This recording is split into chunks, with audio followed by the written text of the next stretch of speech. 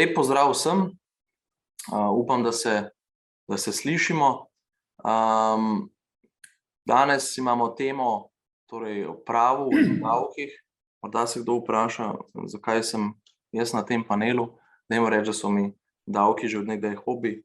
Sem se kot pravnik, podjetnik precej srečeval z njimi. Moram pohvaliti tukaj FURS,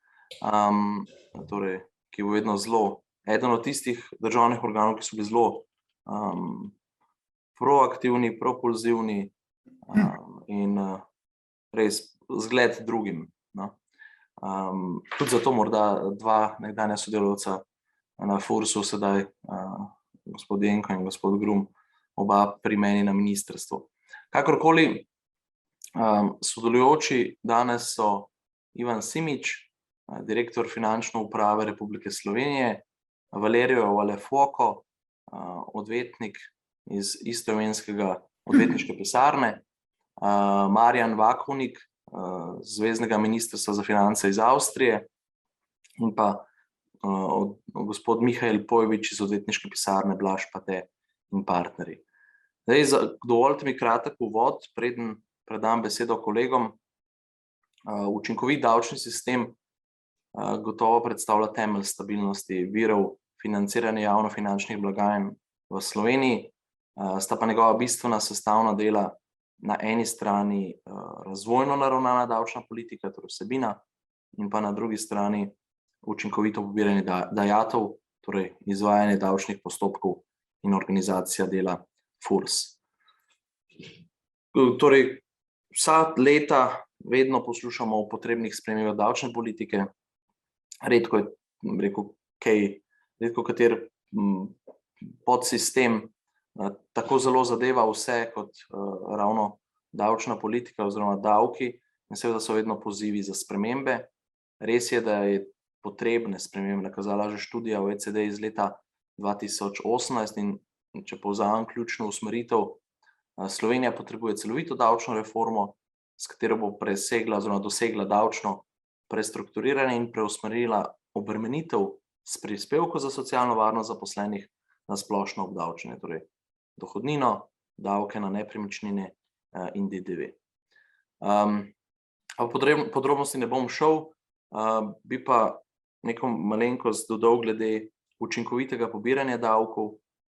Gotovo je obdobje pandemije davčnim administracijam prineslo pomembne nove naloge, povezane z izvajanjem ukrepov za lajšanje posledic krize. Zdi se, da se je slovenska finančna uprava učinkovito spopadla s temi nalogami. Jaz jih moram tudi kot minister za javno upravo pohvaliti. Zelo intenzivno so se vključili tako v dodeljevanje kvalificiranih digitalnih potrdil državljankam in državljanom, kot v inšpekcijske naloge, ki niso neposredno povezane z davki, posredno pa, bolj kot spoštujemo ukrepe za zajezitev epidemije, več je gospodarske aktivnosti bolj nemotena in več je osnove za davčne obveznosti. Zdaj, vprašanje je, če so morda obremenitve z novimi nalogami spremenile prioritete pri upravljanju temeljnih funkcij davčnih administracij, torej informiranje, registracija, odmera, nadzor, plačevanje, izterjava. In vprašanje zdaj je morda večji poudarek na servisiranju zavezancev, manjši pa na davčnem nadzoru in izterjavi neplačanih dajatev. Dejstvo je tudi, da je uporaba sodobnih rešitev informacijske tehnologije temelj za spremembe v delovnih procesih in to prinaša poenostavitve tako za zavezance kot za uslužbence finančne uprave. In vprašanje je zdaj, ali se zaradi uporabe tehnologije spreminja fokus delovanja uslužbencev. Na primer, namesto vnašanja podatkov, odgovarjanja na pisne poizvedbe, se zdaj morda delo preusmerja na zahtevnejše naloge. Vprašanje je tudi, kako se pri tem davčne administracije soočajo z izzivi na področju kompetenc uslužbencev. In dejstvo je tudi, da številne nove izmenjave podatkov med članicami EU in širše, članicami OECD oziroma podpisnicami mednarodnih pogodb, zagotavljajo res ogromne količine podatkov, ki so tudi podlaga za nadzor. In zdaj je vprašanje, kako se davčne administracije soočajo s takšno količino podatkov, torej kako izluščiti ustrezne konkretne primere, ki zahtevajo potem poglobljeno obravnavo nadzor. Prepričan sem, da se bomo s prispevki današnjih gostov dotaknili izpostavljenih dilem in zato morda primerno prvi, glede na moje izhodišča, magister Ivan Simič, tudi priznani davčni strokovnjak, ne zgolj direktor finančne uprave RS, ki mu gotovo ne manjka izkušenj na davčnem področju. V obdobju njegovega, recimo temu prvega vodenja slovenske davčne uprave od 2006 do 2008 so bile sprejete ključne poenostavitve pobiranja davkov. Informativni izračun dohodnine je ena od teh stvari, ki jo je treba izpostaviti, tako da je trenutno tudi predsednik Strateškega sveta za debirokratizacijo, ki deluje kot posvetovalno telo predsednika vlade, in z zanimanjem bomo prisluhnili prispevku o tem, kako s poenostavitvami do učinkovitejšega davčnega sistema in do učinkovitejše davčne uprave. Izvolite. Torej, minister, hvala za te uvodne besede. Torej, jaz bom nekako v 20 minutah poskušal predstaviti, kako s poenostavitvami do učinkovitega davčnega sistema in pa tudi mogoče do učinkovite davčne uprave. Dejansko včeraj sem že tretjič v življenju nastopil funkcijo direktorja finančne uprave, torej drugič v Sloveniji, enkrat sem bil vmes v Srbiji direktor finančne uprave. Čeprav po duši sem davčni svetovalec, sem več kot 30 let bil davčni svetovalec in še zmeraj sem lastnik ali pa solastnik enega večjih davčno svetovalnih podjetij v Sloveniji. Zaradi tega imam veliko izkušenj, veliko prakse, vem vse, kar je narobe, in tudi vidim, da kolega Pojbič na koncu predava o neučinkovitosti slovenskega davčnega sistema. Upam, da bo govoril o pretekliku, ne pa v sedanjem času, ker sedaj zadeve poskušamo pač nekako urediti in popraviti. Jaz bom tudi, imam eno predstavitev, samo malo, share screen, samo da jo najdem, tole. Torej, ta predstavitev je iz dveh delov. Prvi del so predlogi, ki smo jih pripravili lansko leto na strateškem svetu, kako bi poenostavili poslovanje, predvsem na davčnem področju. Najprej bomo šli čez te predstavitve, potem bom pa tudi pokazal tisto, kar smo že naredili v teh prvih 6 mesecih, ko sem finančno upravo vodil kot VD. Gre za to, da poskušam nekako tiste svoje izkušnje, ki jih imam, napake, ki sem jih ugotovil v preteklosti v delovanju finančne uprave, bom rekel neko neodzivnost in nekomunikacijo z davčnimi zavezanci spremeniti in narediti to finančno upravo dosti bolj učinkovito, predvsem pa bolj, bom rekel, prijazno do davčnih zavezancev. Moja želja je, da bi si v Sloveniji razširili krog davčnih zavezancev, pomeni tako, da bi dobili še nove.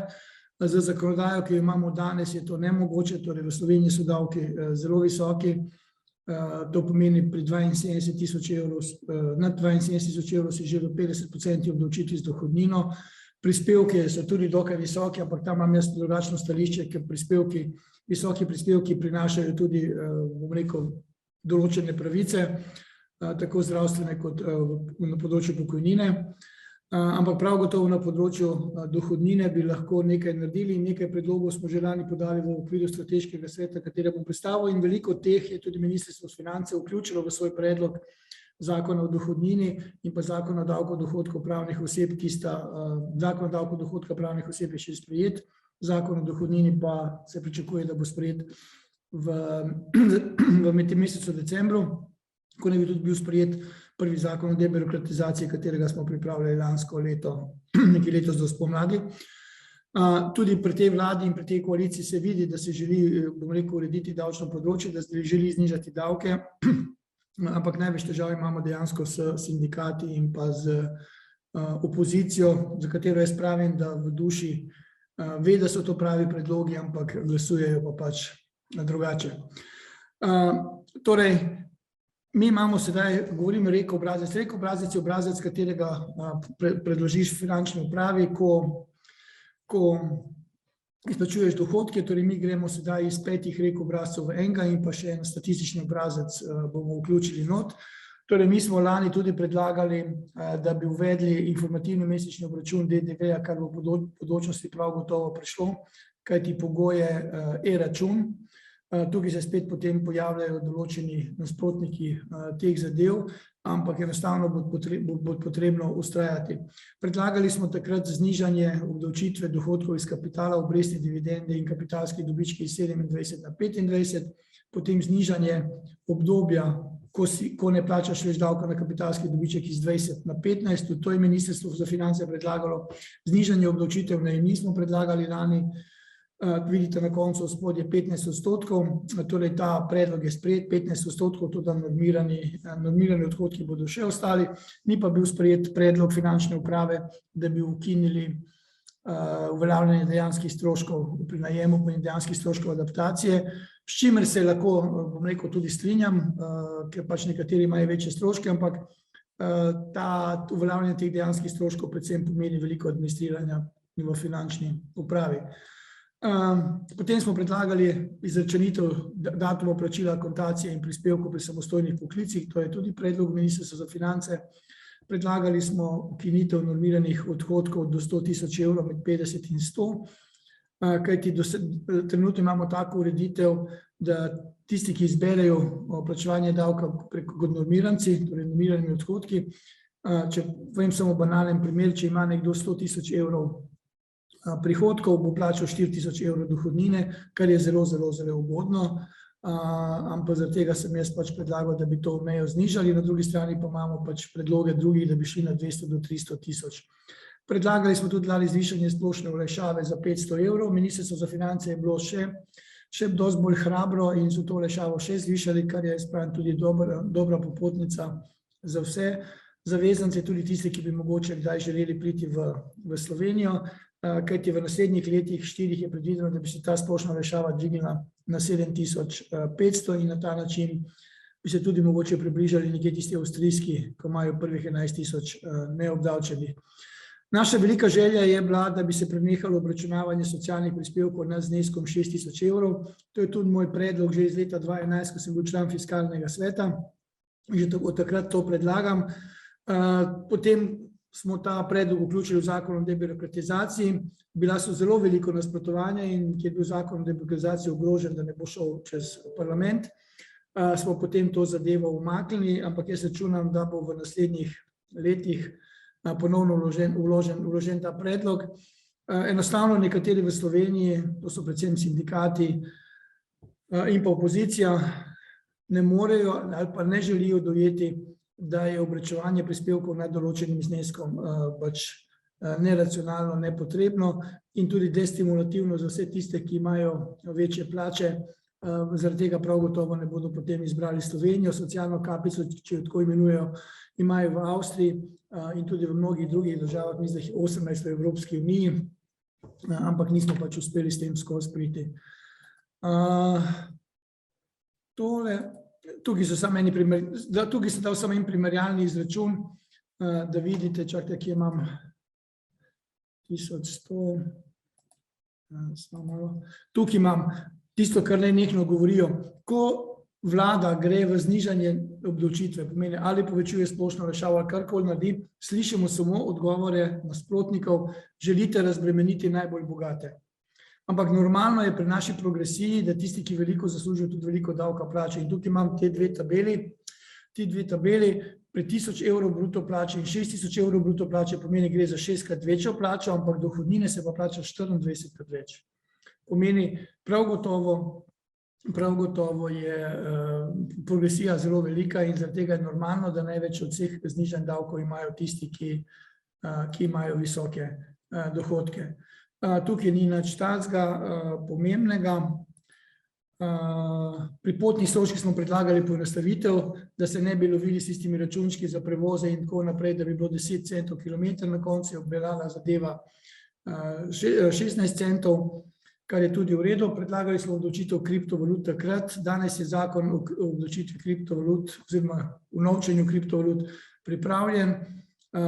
Je v fazi, torej sprejeli smo pripombe, objavljen je bil pač na spletni strani, sedaj obravnavamo pripombe. Sam zakon ima samo 16 členov, pripravili smo ga na finančni upravi in ga posredovali Ministrstvu za finance, tako da jaz upam, da bo zakon sprejet, bo to do konca leta ali bo enkrat pozneje.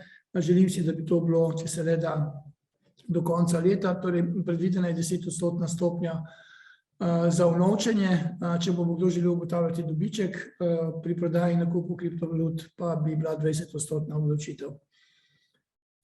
Družinski skladi niso, potem pa je bila ena moja ideja, ki je zdaj tudi, ki nekateri delajo izračune pri visokih plačah športnikov, nekako sem si zamislil, da to je naša dohodninska, slovenska dohodninska lestvica, da bi uvedli še 6. dohodninski razred, pomeni nad 1 milijon evrov, da bi bila 10% stopnja, pomeni šli bi v degresijo. Mnogi tega ne razumejo, oni samo vidijo 10% nad milijon, ne vidijo pa, da tisti, ki želi priti v ta razred, da mora že prej plačati 486.000 pa še nekaj evrov dohodnine. Kajti mi v Sloveniji imamo dejansko, bom rekel, sploh pri teh visokih dohodkih, je obdavčitev visoka in zaradi tega jaz kot direktor finančne uprave sem že prej, ko sem bil v Sloveniji, pa tudi v Srbiji in tudi zdaj, ko sem ponovno vsako leto peljem na kosilo tistega, ki plača največ dohodnine. To je nekako edino, kar jaz kot direktor lahko za njega naredim. Ga peljem na kosilo, mu plačam kosilo, malo se pogovoriva in moram povedati, da že od leta 2006 gre za isto fizično osebo, torej imamo osebo, ki plačuje zelo visoko dohodnino in je še zmeraj ves čas v Sloveniji, kar jaz pravim, da je pohvalno, ampak če bi naredili majhne korekcije v Sloveniji, bi lahko privabili še več zavezancev. Tukaj tisto, kar je prej povedal minister Koritnik, da potrebujemo celovito davčno reformo, to jo potrebujemo, ampak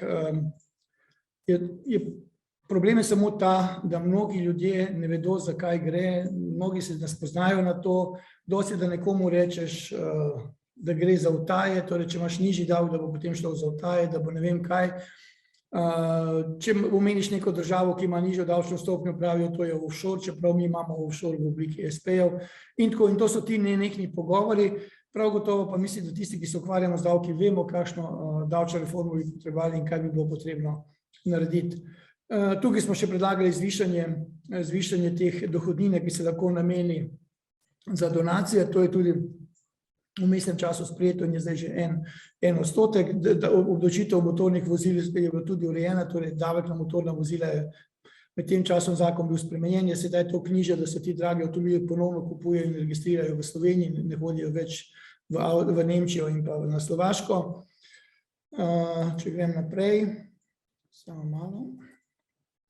To je eden od predlogov, to je bila moja ideja, ki je tudi potem strateški svet podprl, da tisti zaposleni, ki izpolnjuje pogoje za upokojitev, da se upokoji. Torej se upokoji, ni več v delovnem razmerju avtomatsko, če ga pa delodajalec želi zaposliti, ga pa lahko zaposli nazaj in da bi mu ostala še naprej pokojnina in da bi imel tudi plačo. Ta zadeva potem ni bila sprejeta, bila je sprejeta z nekimi pogoji, z nekimi odpravninami in trenutno je zadeva na ustavnem sodišču. To so pa tudi določene zadeve glede odločanja v davčnih postopkih, kar smo pa tudi že nekako vključeno v zakon o davčnem postopku, to meni glede samostojnosti finančnih inšpektorjev in tako naprej. Te prispevke ne bom zdaj omenjal.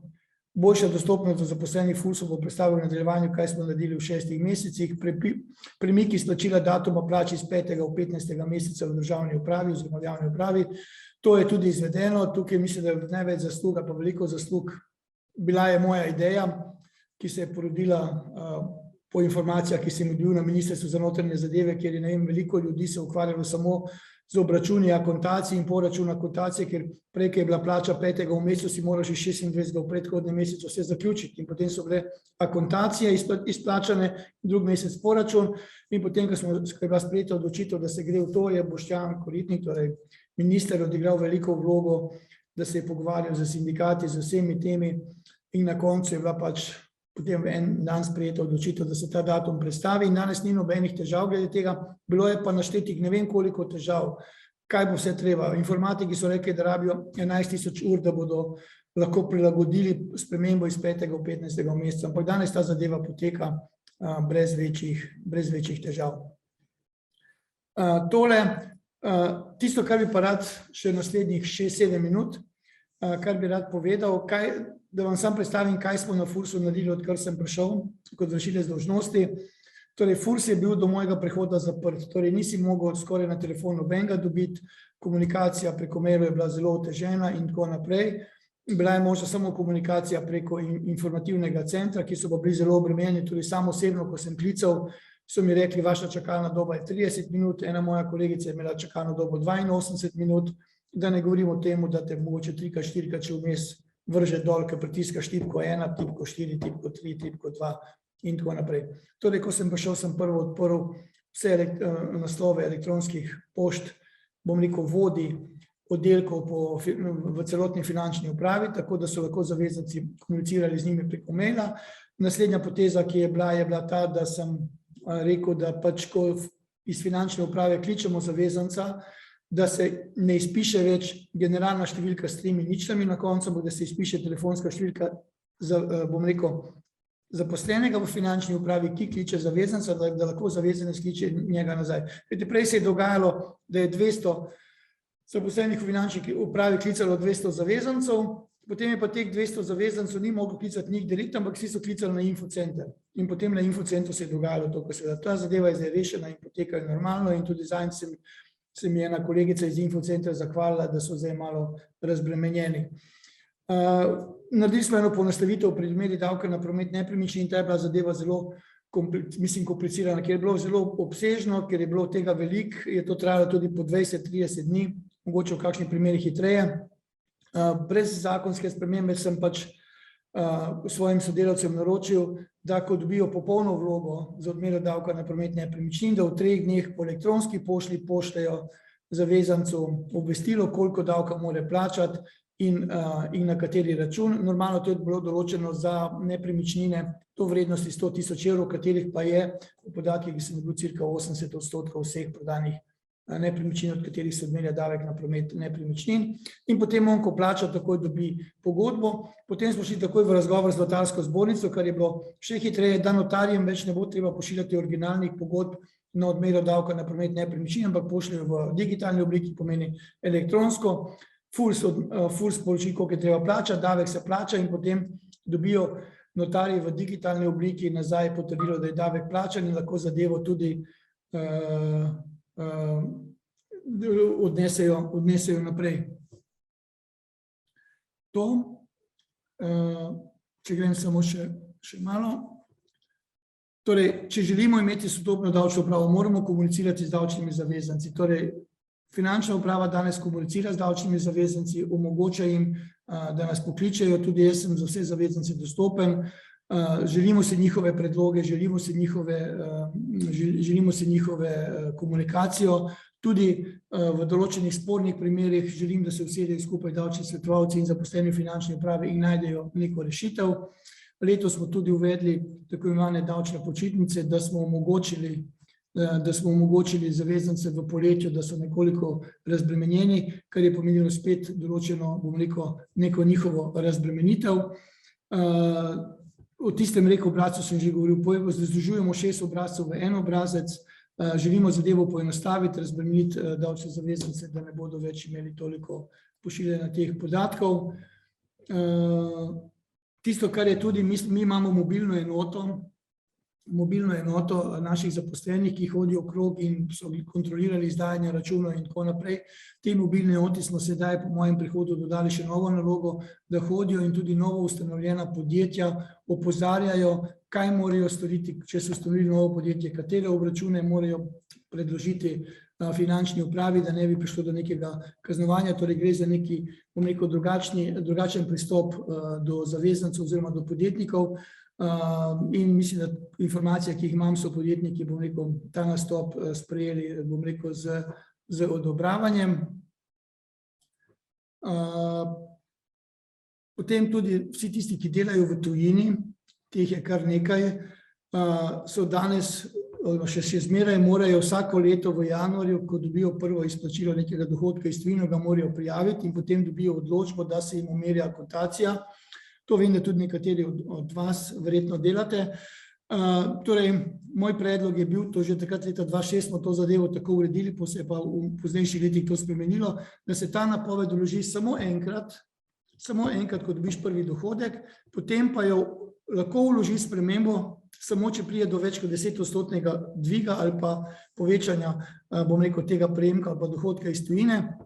drugače se pa ne vlaga. To pomeni v naši finančni upravi cirka 30.000 vloženih napovedi in 30.000 izdanih odločb, ker ni nobene potrebe potem. S tem, da smo se tudi dogovorili, da se tisto, kar se zgodi v decembru, tista neka večja izplačila se ne štejejo za tisto 10% povečanje, in pa veliko energijo smo usmerili predvsem v izobraževanje inšpektorjev, kajti inšpektorje želimo izobraževati, izobražujejo jih davčni svetovalci, pomeni davčni svetovalci, ki se že zdaj ukvarjajo s predavanjem, z njimi smo se dogovorili, šli bomo res v permanentno izobraževanje, da bodo inšpektorji dobili nova znanja in da ne bo potem nobenih težav pri odločanju, da bodo tu začeli drugače razmišljati, kajti drugače v preteklosti je bilo veliko napačnih odločitev, veliko zadev je padlo na Vrhovnem, Ustavnem in Evropskem sodišču in potem prihaja do ponovnih postopkov, do vračanja plačanih zneskov skupaj, potem še dodatno zamudne obresti.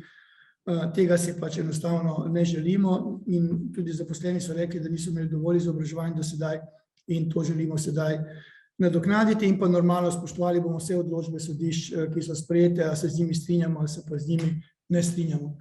Torej, jaz bi imel toliko, nemogoče v teh, bom rekel, tako kratkem času predstaviti, kakšen sistem si želimo, kajti včasih vem, ko se pogovarjamo, ima vsak svoje stališče, ampak to je nekako tisto moje razmišljanje in pa moj način dela, ker sedaj delamo na finančni upravi in delamo te poenostavitve, da olajšamo delo tako zaposlenim v finančni upravi, kot tudi davčnim zavezancem. Za vprašanja pa pozneje, če bo kaj. Najlepša hvala gospodu Simiču. Gre pa mi kar naprej, da ne bomo krali čas za vprašanja. Zdaj med nas prihaja še en strokovnjak na svojem področju, Valerio Valefoco, odvetnik je na torej v Italiji, nekdanji izredni profesor davčnega prava, mednarodni strokovnjak predvsem za področje tržnega in davčnega prava in pa prava s področja preprečevanja pranja denarja. Več kot 10 let je že predavatelj, je tudi ustanovitelj in podpredsednik združenja Anti-Money Laundering Association in danes bo gospod Valefoco predstavil italijanske izkušnje z institutom samoprijave. Mr. Valefoco, the floor is yours, please. Good morning and thank you to everybody for the invitation to this conference. And I thank especially the organizers, the Slovenian authorities, and my colleagues, lawyers, Slovenian lawyers, and legal experts who are present in this conference. I'm truly sorry not to be with you, and I'm very close to you in this difficult moment, in this difficult time, due to the pandemic that was an experience that I had in my Italy, in my country last year. So we should resolve the situation as soon as possible, and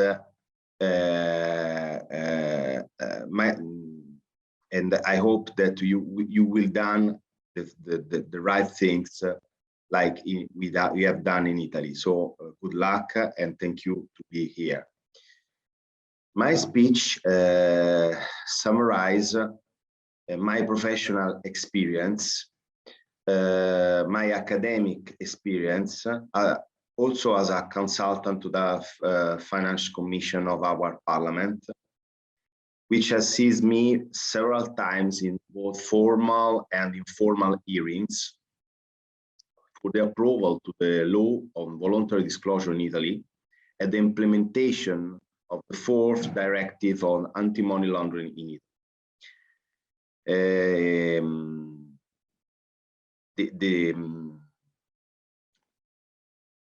I wanted to tell everyone that the voluntary disclosure program has been a successful operation in Italy, because the voluntary cooperation with taxpayer and tax authority, for me, but also for now for the OECD, I read the last report, is the main tool, so one of the main tools for combating tax evasion and for regularization and normalization to the revenue of individual country.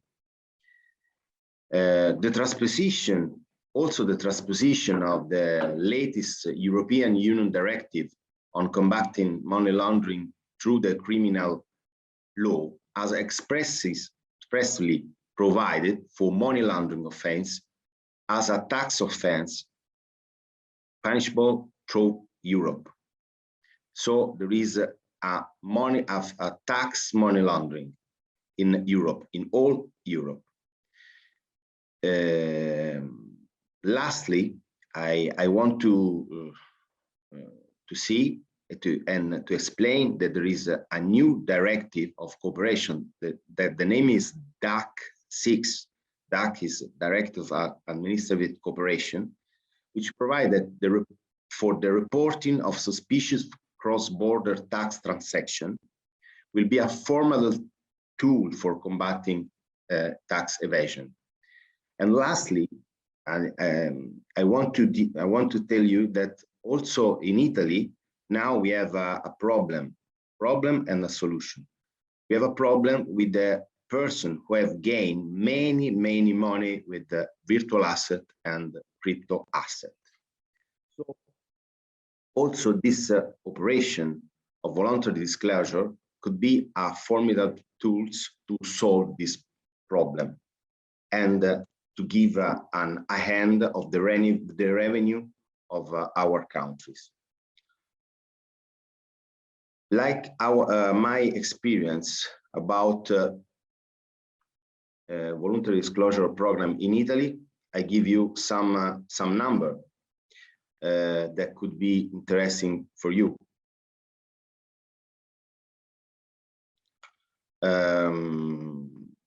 The law was the law number 186 of the 2014, and this law introduced in Italy the voluntary disclosure program, like the OCSE program. The subject was the person who have breached tax monitoring obligation. In Italy, we have a monitoring obligation for the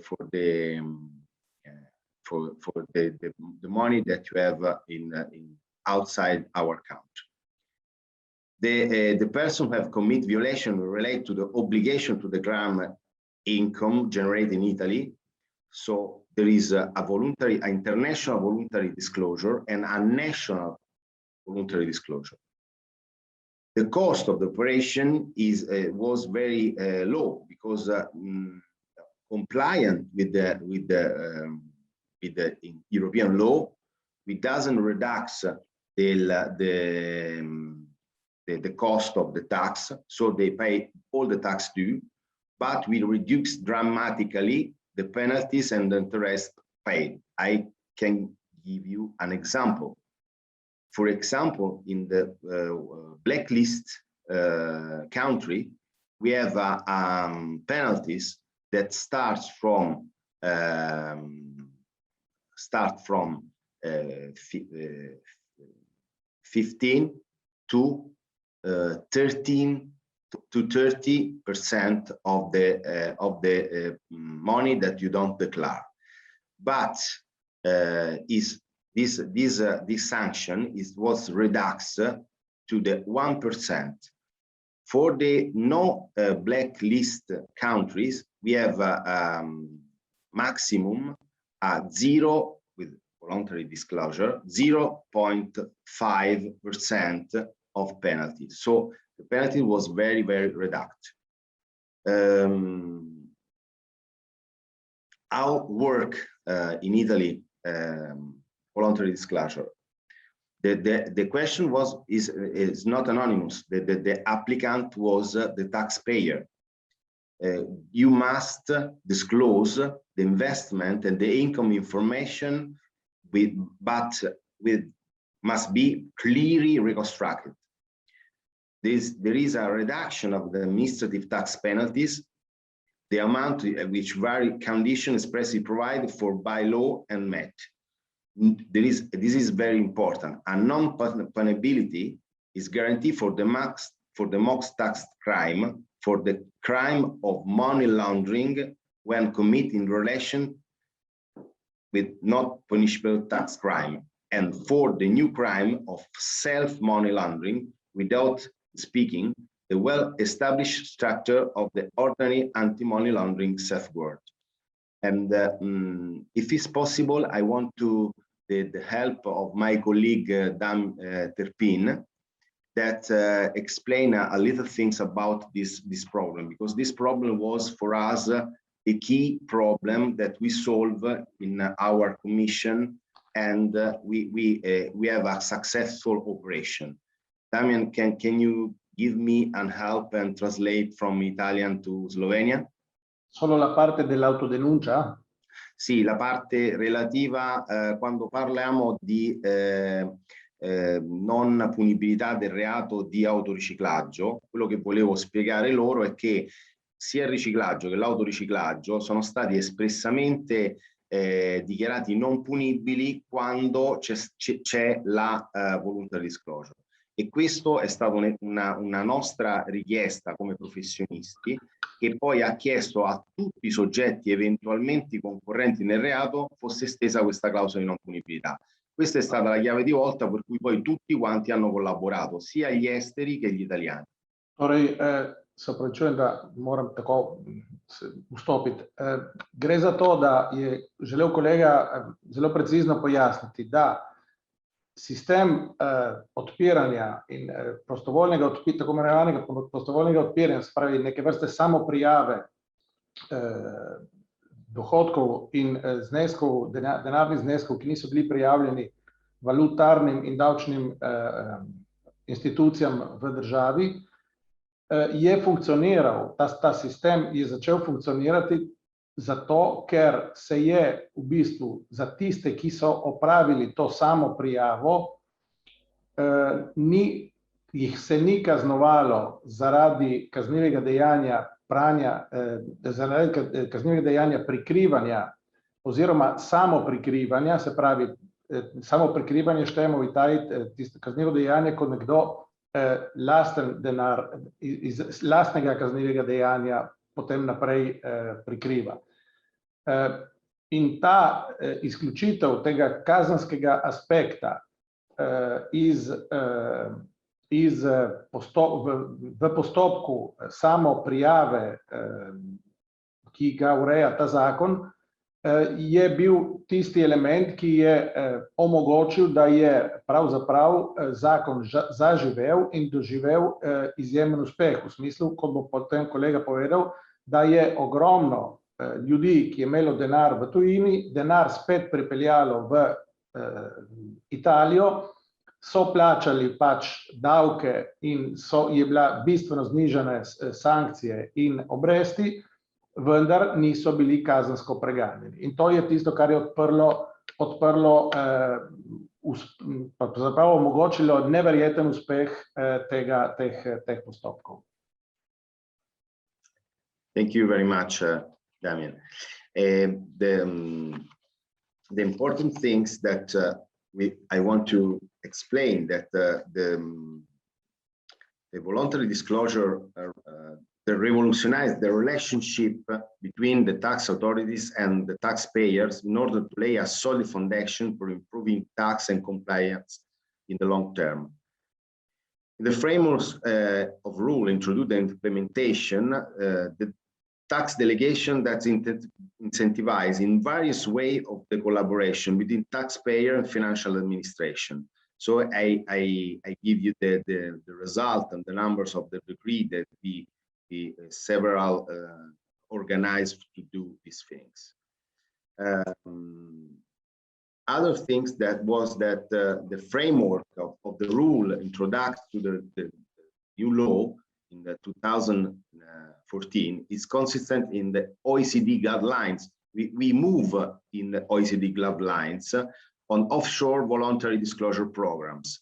Our legislation is very compliant to OECD guidelines. We recommend that effective collaboration programs be characterized by sufficient incentives and encourage regularization choice without providing any measure or the encouragement to tax wrongdoing. In the line of this approach in the recent years, the VD program, voluntary disclosure programs, are being adopted by an increasing number of countries, including the major industrialized countries, France, Germany, United Kingdom, and also the United States. In the 2015, the OECD compared the characteristics of these programs, and I summarize the characteristic. We have the countries that in European use this voluntary disclosure program, and in non-European, and the country that use the spontaneous adhesion, and the country that doesn't use this voluntary disclosure program. It's very interesting to read the report of the OECD about this program. And there are the structure in general. The structure are structural voluntary disclosure program or temporary. In Italy was temporary, but the problem was that the temporary give a good result, but after that we do other law that help to become this voluntary disclosure structural. Other important things as the international instruments to combat the tax evasion. And the first is the hand of the tax of the bank secrecy. We have the G20 of London in 2009 that say that now this is the end of the bank secrecy. After there is the IOI agreement for automatic exchange of information. Now there is more than 100 agreement with Italy and other nations. As you know, there is the early adopter and fast follower. Early adopter was the European Union member, except Austria, and after the fast follower was the others, but the others, the exchange start from the 2018. So now from the 2018, we have more than 100 of jurisdiction that exchange information. The other was the DAC2, that was the exchange of information, automatic exchange of information between European member states, European member countries. But now, as I say, there is DAC3, 4, and 5. That was the simultaneous control between the tax authorities, and the DAC6 that provided the reporting of suspicion transaction, of tax transaction that is transnational. Numbers. We have gained 3.8 billion of euros net of interest. We have the penalties for 1.7 billion, substitute tax amount from 1.2 billion, and income tax are just 700 million. The VAT effect of contribution and the other effect, because we have done a program in the 2015, but as you know, when you declare, the gain continues in the next year. So the real gain is more than the gain that starts in 2015. I give you also a sort of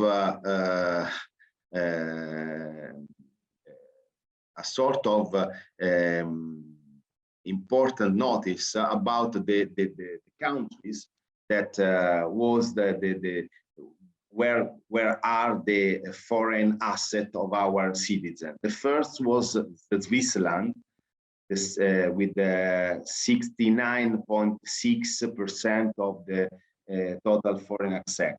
After there is Monaco, Bahamas, Luxembourg, San Marino, Liechtenstein, Austria, and the more it was the others. So as you know, this is the countries who had the bank secrecy. In the last slide, the other slide, we have the region, and we see, for example, Lombardy, Piedmont, Emilia-Romagna, Lazio, and a region very close to you, Friuli-Venezia Giulia, and that has the 18% of the return foreign major foreign asset. And also, at the end, we comprise the map that show the distribution of average and province and region, and is very interesting for understand the people that had money outside in Italy. In that case, I can say that the only solution, about my opinion now, is that to the new era of cooperation and anti-money laundering rule and cooperation of reporting of DAX 6, the voluntary disclosure program are the only solution. And especially in the last time, as you know, now in Italy, but in all the Europe, the discussion is to the tax and the gain about virtual asset operation, ICOs, or speculation about the crypto asset.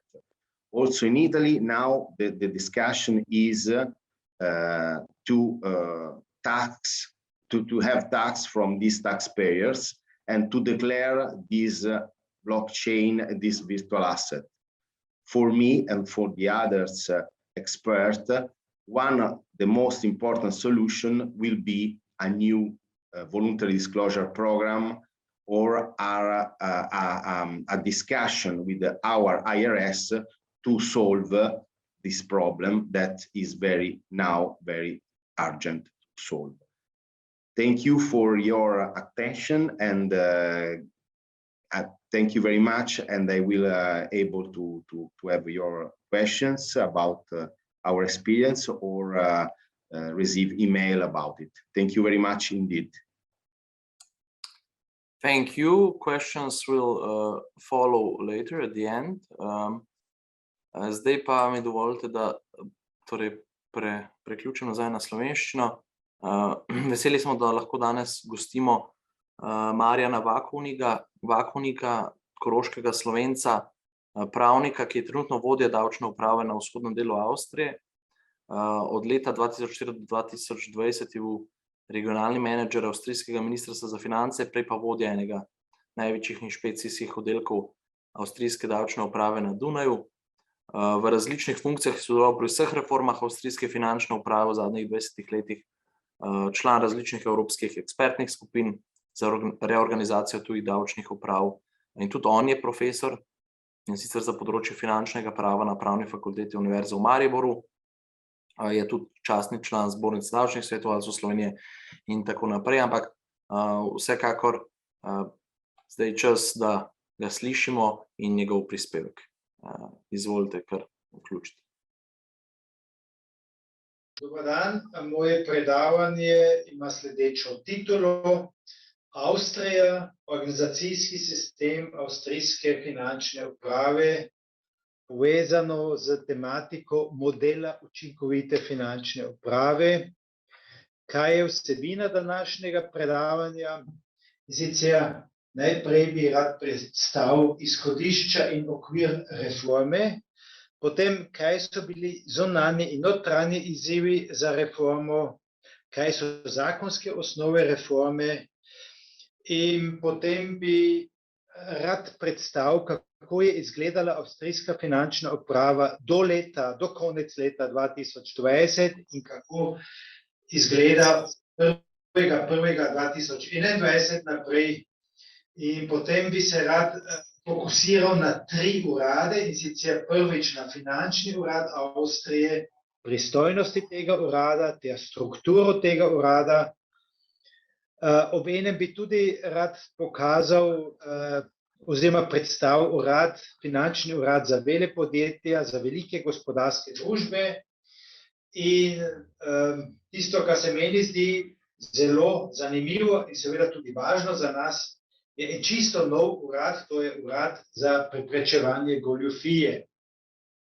Potem ob koncu bi vam vsem pokazal še povzetek celotne organizacijske strukture in kaj so bili cilji in koristi modernizacije. Pričel bi sedaj z izhodišči in z okvirom. Tle je treba omeniti strategijo avstrijskega finančnega ministrstva in sicer vidite tu 3 okenca, kaj je naša bodoča slika, kaj so naše vrednote in kaj so naša strateška težišča. Izpostavil bi rad dejstvo, da hočemo biti kot uprava pripravljeni na bodočnost, na tiste izzive, ki nas pričakujejo v naslednjih letih. In naše vrednote so predvsem individualna odgovornost kadrov, orientacija k strankam, k kadrom, k davčnim zavezancem nasploh. Hočemo se razviti v javno upravo, ki učinkovito izvaja svoje storitve.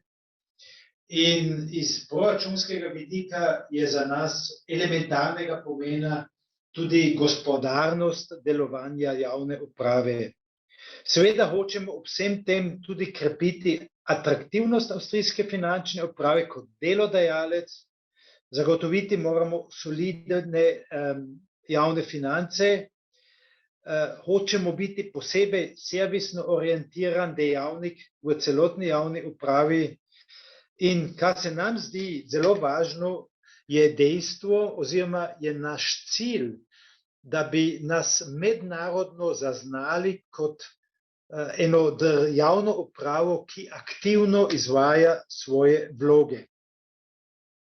Da si ogledamo na hitro izhodišča in zunanje izzive.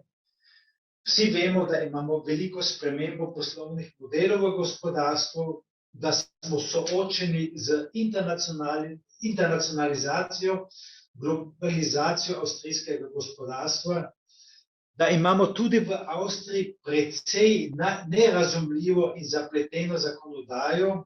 Prepričan sem, da smo s tem faktom ali pa s tem dejstvom nismo edini v Evropi. In seveda smo soočeni z rastočo zahtevo civilne družbe nasploh.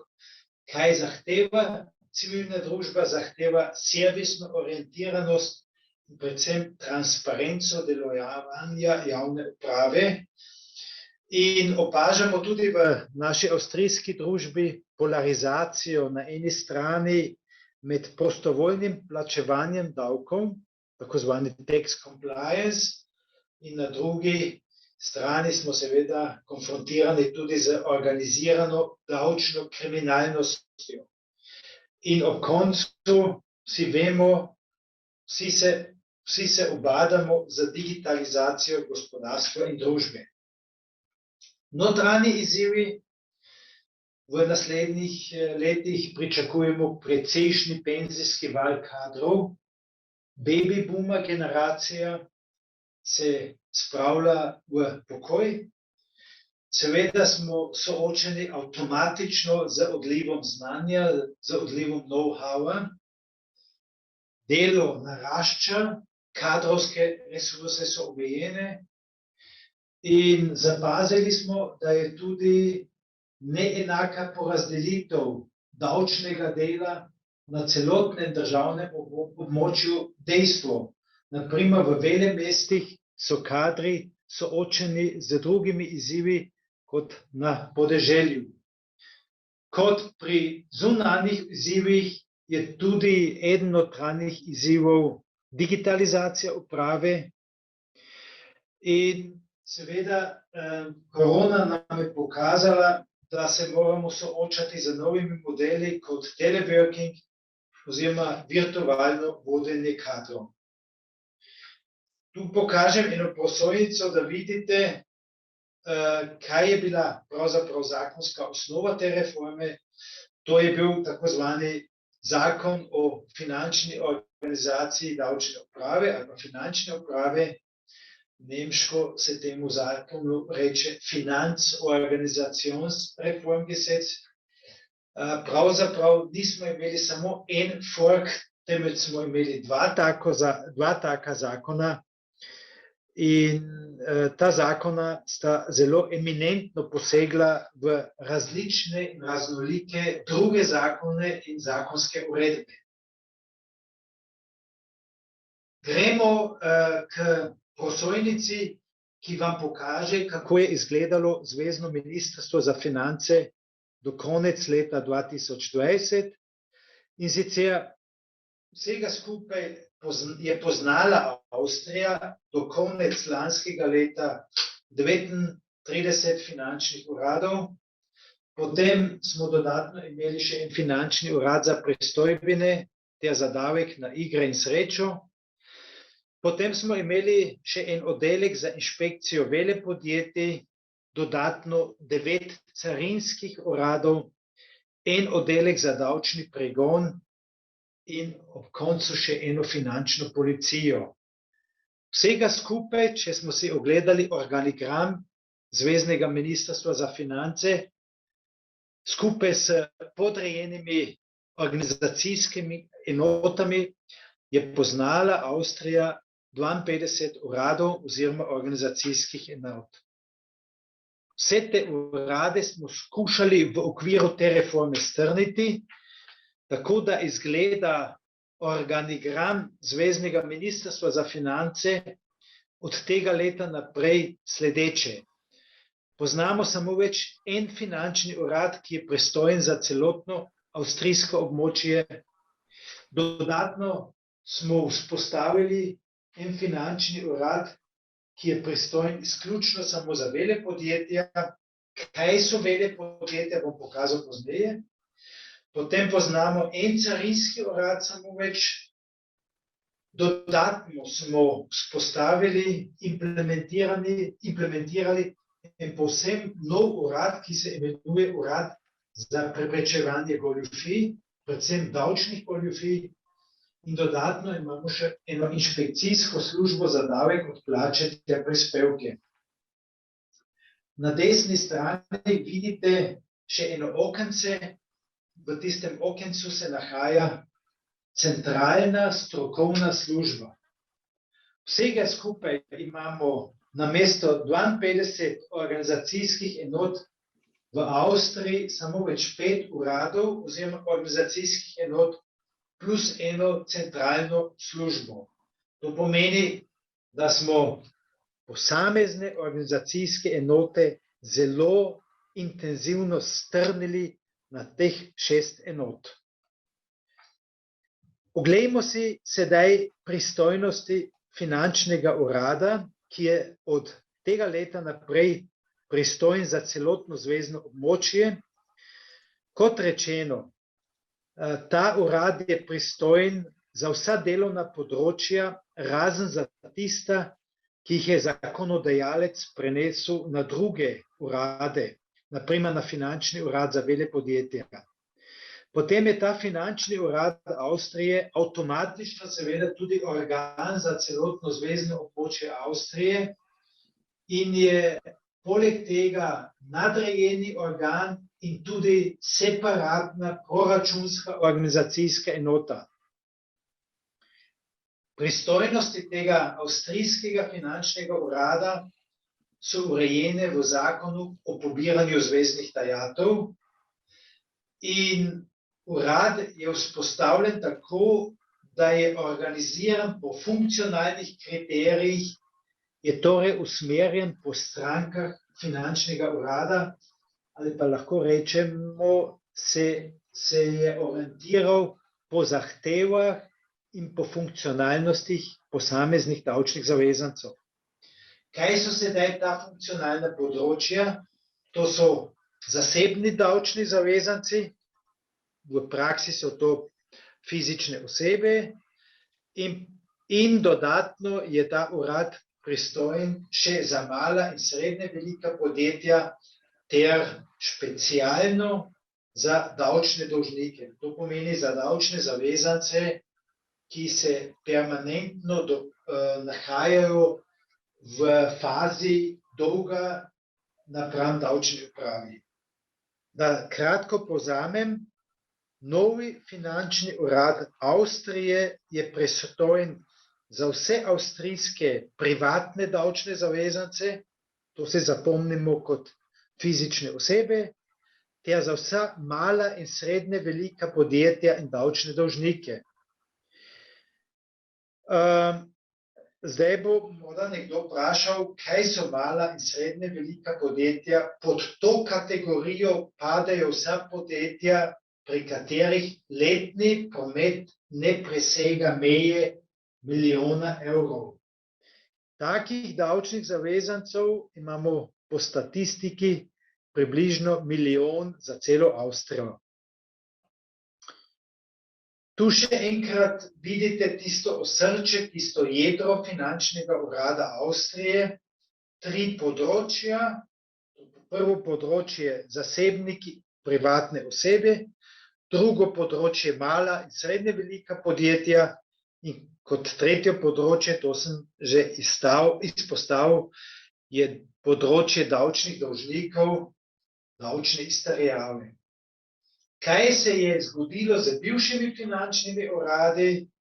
Če ste sledili, smo imeli poprej še 40 finančnih uradov.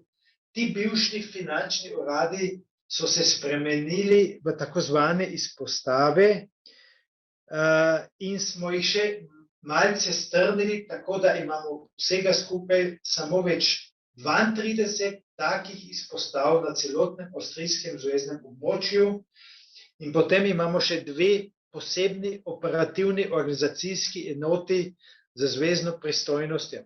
Ena od teh je pristojna za pobiranje pristojbin, prometnih davkov ter davka na igre in srečo.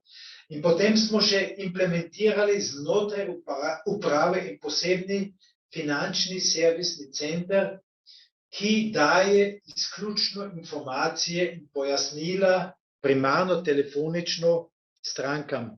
Naša uprava prejema letno približno 5, malce več kot 5 milijonov telefonskih klicev in je seveda stranke potrebno ustrezno servizirati. Tu pokažem nekaj posebno novega in sicer je to finančni urad za vele podjetja. Ta finančni urad za vele podjetja ima eno generalno pristojnost in sicer je pristojen takrat, če znaša pri posameznemu davčnemu zavezancu letni promet več kot 10 milijonov evrov. Drugače povedano, če ima en davčni zavezanec recimo 8 milijonov letnega prometa, je registriran pri finančnem uradu Avstrija. Če se pri temu davčnemu zavezancu spremeni promet od 8 milijonov evrov na 12 milijonov evrov, potem avtomatično migrira z vsemi podatki v finančni urad za vele podjetja. Potem je ta finančni urad za vele podjetja ali pa za velike gospodarske družbe dodatno še pristojen za podjetja javnopravnih korporacij, za Avstrijsko narodno banko. Ta Avstrijska narodna banka je primerljiva z Banko Slovenije. Potem za vsa podjetja, ki jih nadzira avstrijski regulator FMA, to je poseben regulator, ki servizira banke in zavarovalnice, za privatne ustanove in tako naprej. Skratka, najvažnejša informacija te prosojnice je, da je finančni urad Avstrije poleg specialnih elementov pristojen za vsa podjetja, če znaša letni promet takega podjetja več kot 10 milijonov evrov letno. Zdaj pridem k enemu posebnemu uradu, to je tretji urad, ki bi ga rad predstavil, in sicer je to urad za preprečevanje goljufije. ta urad ima 4 jedrnih področji, in sicer ima področje, ki se ukvarja izključno z kazenskim pregonom, potem je v tem uradu tudi finančna policija in potem je v tem uradu še en posebni oddelek, ki je pristojen za finančne kazni. In sicer ta oddelek, ki je pristojen za finančne kazni, je bil do konec leta 2020 še del bivših finančnih uradov, ki jih pa nimamo več, ker smo te finančne urade razpustili, saj poznamo od leta 2021 naprej samo več en finančni urad Avstrija. In potem je v tem uradu za preprečevanje goljufije še centralno mesto za mednarodno sodelovanje, tako zvani CLO, Central Liaison Office, potem sta še 2 dodatni organizacijski enoti znotraj tega urada, med drugim tudi Eurofisk, to je pač mednarodna delovna skupina za boj proti utaji davka na dodano vrednost. Če povzamemo še enkrat celotno organizacijsko strukturo Avstrije od leta 2021 dalje, potem imamo na vrhu Zvezno ministrstvo za finance.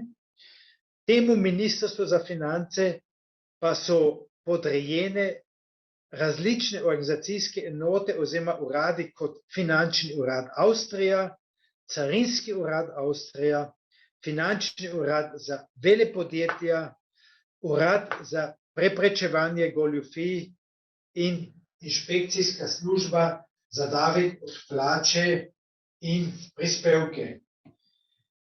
Kot povzetek bi morda povedal, da je z 1.1.2021 v Avstriji začela veljati povsem nova struktura finančne uprave. Imeli smo en osnovni zakon, ki sem ga tudi predstavil, tisti FORG, ki je kot tak posegel v več kot 90 drugih veljavnih zakonov in uredb. Že iz tega se pusti razbrati dimenzija reforme. Priprava na reformo je bila profesionalno vzpostavljena približno 100 ključnih oseb, ki se je ukvarjalo samo z reformo. Ta reforma bo vsaj ob vsej kritiki bo po mojem vsekakor privedla do večje servisne orientiranosti finančne uprave. V tej dimenziji je reforma tudi enkratna v zgodovini Avstrije. Noben upravni sektor v Avstriji v zadnjih letih ni bil tolikokrat reformiran kot prav finančna uprava. Kritično pa bi rad izpostavil, oziroma kot kritiko bi rad izpostavil, da so pričakovanja, ki so povezana z reformo, precej visoka in da bo šele objektivna evalvacija pokazala uspeh oziroma neuspeh tega gigantičnega projekta, ki je kot tak enkraten v javni upravi evropskih držav. Hvala lepa za vašo pozornost in za vaše sodelovanje.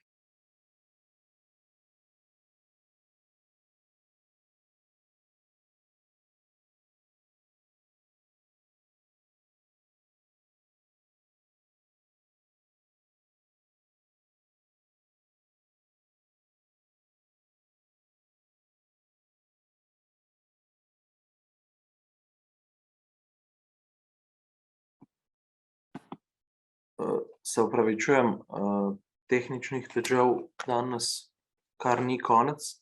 Najlepša hvala gospodu Vakovniku. Zdaj pa, kot rečeno, da ne zapravljam časa, z nami že magister prava, doktorski študent na Pravni fakulteti Univerze v Mariboru, Mihael Pojbič, zaposleni kot davčni in pravni svetovalec v odvetniški pisarni Blaž Pate in partnerji in se pretežno ukvarja z davčnim in gospodarskim pravom. leta 2020, torej lansko leto, je bil habilitiran na naziv asistenta, vodi vaje iz prava socialne varnosti in urejanja delovnih razmerij na fakulteti za uporabne družbene študije in gotovo nam bo znal kaj povedati, torej kaj poučnega iz svojega strokovnega področja. Kar izvolite. Najlepša vam hvala, se zahvaljujem Svetovnemu slovenskemu kongresu, kakor še posebej profesor dr. Verici Trstenjak za povabilo. In bom se kar neposredno vezal na prejšnje predavatelje. Danes bom poskušal na najkrajši možen način predstaviti svoje gledanje, katerega sem opazil skozi mojo prakso v okviru davčnega svetovanja, ki se pa se neposredno navezuje na tematiko vprašanje boljše dostopnosti do zaposlenih na finančni upravi v Republiki Sloveniji, vprašanje, kako doseči višjo raven učinkovitosti ravno v okviru te tako imenovane servisne funkcije, ki je sicer zakonsko ne poznamo, ampak vseeno jo mislim, da jo je potrebno obravnavati. Torej, če pričnemo. Ko se pogovarjamo o vprašanju učinkovitosti, nam pravnikom načeloma vedno se porodi ta misel, torej se pogovarjamo o neki pravici, ki je načeloma, torej vprašanje same učinkovitosti je načeloma urejeno v 23. členu Ustave, ki pa se neposredno navezuje zgolj na sodne postopke. V okviru upravnih postopkov, med katere tudi spada posebni postopek, to je davčni postopek, pa se bolj pogovarjamo o 22. členu Ustave, kjer je zagotovljeno enako varstvo pravic. Torej, na tem slajdu lahko vidimo, kakšno je razmerje med posameznimi pravicami, ki jih po načeloma obravnavam v okviru vprašanja učinkovitosti. A vendar ni to edino vprašanje učinkovitosti, torej tega izvedbenega vidika, temveč imamo tudi še nadaljnje vprašanje konceptualnega vidika, vprašanje učinkovitosti postopka. Ta pa je rahlo razširjeni. V tem kontekstu se mi pogovarjamo o več predpostavkah, ki morajo biti izpolnjene, da lahko govorimo o nekem učinkovitem sistemu. To je, da imamo ustrezno materialno podlago, da imamo ustrezno postopkovno podlago, da imamo ustrezno organizacijo, kot smo že prej slišali gospoda, profesor doktorja Vakoniga, v zvezi z organizacijo pristojnih organov za vodenje postopkov, potem imamo naslednjo fazo pravilno uporabo pravil in na koncu imamo še tisti predhodno problematiko vprašanje učinkovitosti postopka v svojem izvedbenem vidiku.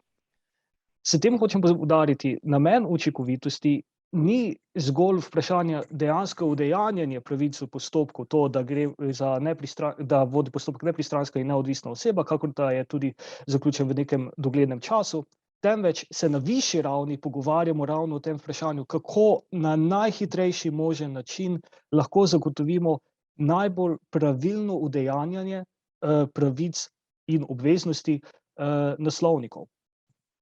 Torej, in izmed kot smo videli že prej, ko je magister Simič, oziroma gospod direktor, že razpravljal o tem, je tu cela vrsta problematike. Se srečujemo z problematiko tako na materialni ravni, kakor tudi na procesni ravni.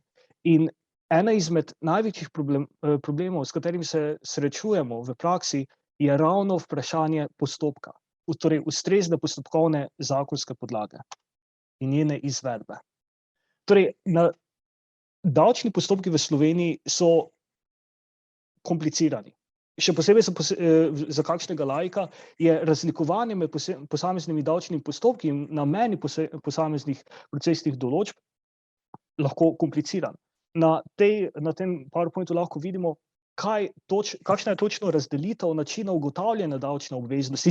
Sicer ne edina materialna zadeva, v kateri se odloča v okviru določenega davčnega postopka, imamo še več vprašanj, ki so vezane na davčno obveznost ali pa ki so tudi v tej smeri. Ampak imamo dva bistvena načina, bodisi sam participacija davčnega zavezanca, torej preko obračunov davkov, ali pa na podlagi odločb pristojnega davčnega organa, ki pa so lahko posledica bodisi davčne napovedi, davčnega nadzora, informativnega izračuna dohodnine ali pa odločbe o vračilu davka.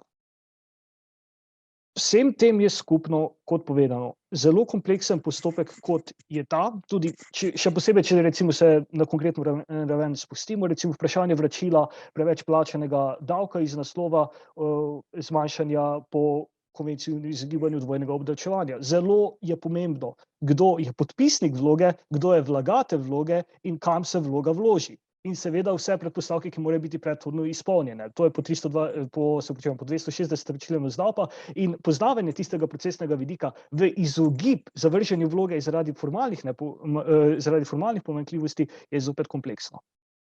Ravno zato in se tako zakonodajalec, kakor davčni organ se pa zavedata, da pa je tu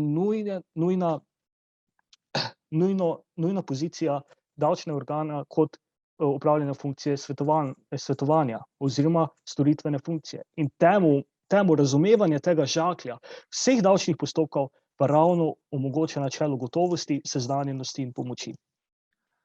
To načelo je namenjeno temu, da se lahko, ki je tudi uzakonjeno v 7. členu Zakona o davčnem postopku, je namenjeno temu, da lahko vsak davčni zavezanec izve, kakšna je njegova davčna obveznost in kakšen je način izvajanja določene zakonske določbe.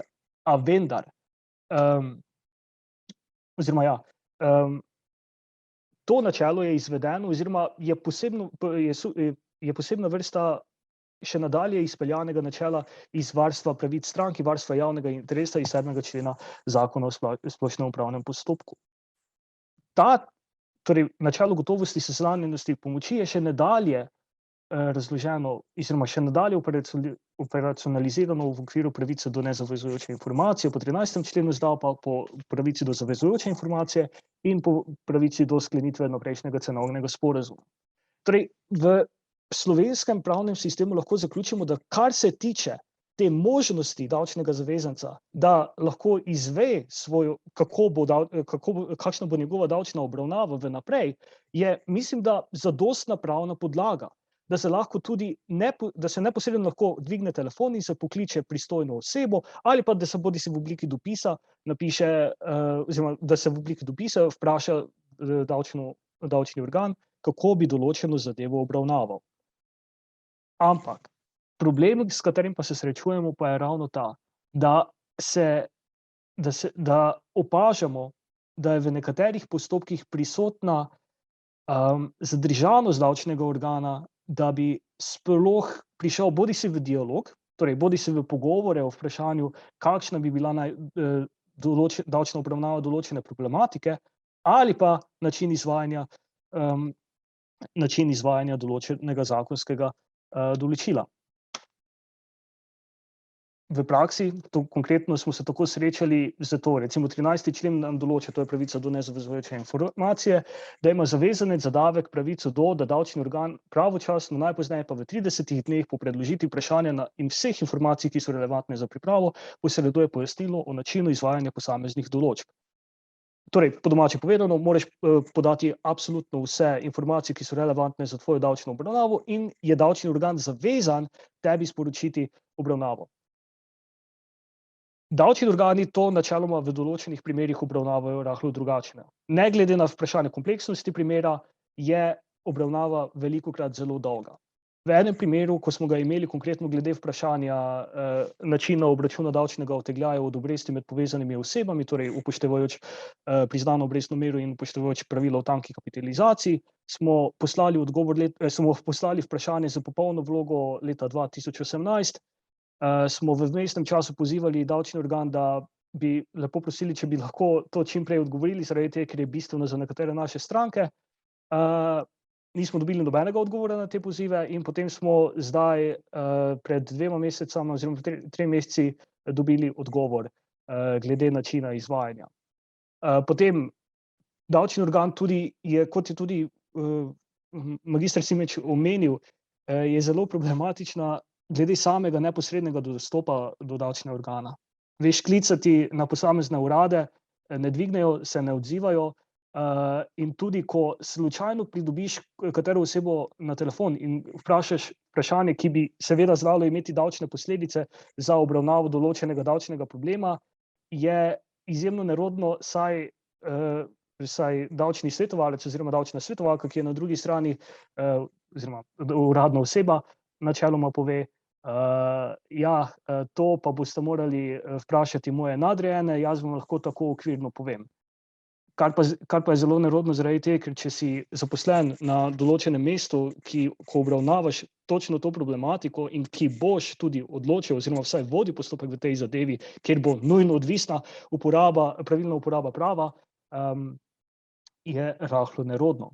Potem tudi smo imeli primere, ko smo zaprosili za izdajo zavezujoče informacije oziroma alternativno sklenitev cenovnega sporazuma za cene med povezanimi osebami rezidenti in jih je oziroma je obe davčni organ zavrnil za navedbo, da to ne spada niti v en, niti v drugi kontekst in na žalost za cene med povezanimi osebi rezidenti tega ni mogoče dobiti. Kot povedano, menim, da je ta problematika nerodna. Nerodna je z več vidikov, zaradi tega, ker tudi takrat, ko pa se dobi določena interpretacija, pa je prima facie jasno, da je napačna oziroma da je rahlo zmotna. Z vsem spoštovanjem do